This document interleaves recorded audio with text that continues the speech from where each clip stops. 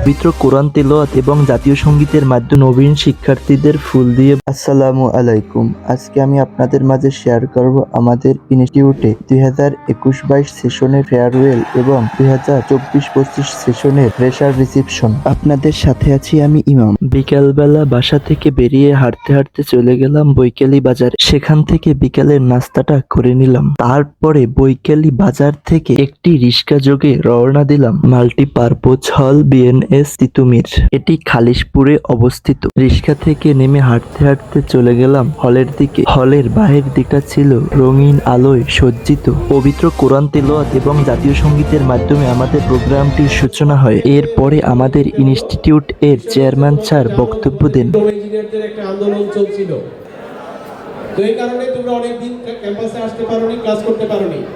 এরপরে নবীন শিক্ষার্থীদের ফুল দিয়ে বরণ করে নেওয়া হয়। তারপরে বিদায়ী শিক্ষার্থীদের ক্রেস্ট প্রদান করা হয়। ক্রেস্ট প্রদান করেন ইনস্টিটিউটের এমডি স্যার জনাব সাইফুল ইসলাম মোমেন। এরপরে শুরু হয় সাংস্কৃতিক অনুষ্ঠান, যেখানে আমাদের ইনস্টিটিউটের শিক্ষার্থীরাই পার্টিসিপেট করেন।